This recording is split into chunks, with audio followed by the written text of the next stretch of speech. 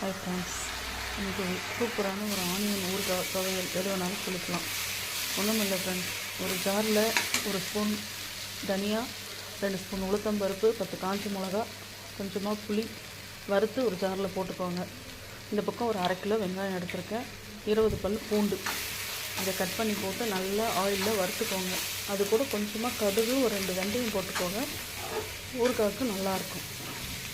இதை நல்லா golden fry ஆகிற வரைக்கும் வறுத்துட்டு கொஞ்சமாக மிளகாத்தூள் போட்டுக்கோங்க. கலருக்கு கொஞ்சம் பச்சை வாசனை போகிற வரைக்கும் நல்லா வதக்கிக்கோங்க. வதக்கிட்டு முதல்ல நம்ம பருப்பு போட்டோம் இல்லைங்களா, அதை கொஞ்சம் குறைன்னு அரைச்சிட்டு அது கூடவே இந்த வதக்கின ஆனியன் போட்டு நல்லா அரைச்சி எடுத்துட்டு ஒரு கடாயில் கொஞ்சம் நல்லெண்ணெய் ஊற்றிக்கோங்க. கடுகு, கருவேப்பிலை, பெருங்காயம் போட்டு தாளிச்சிட்டு நம்ம அரைச்சி பேஸ்ட்டை போட்டு நல்லா எண்ணெய் வர வரைக்கும் வறுத்திங்கன்னா ஆனியன் ஊறுகாய் ரெடி.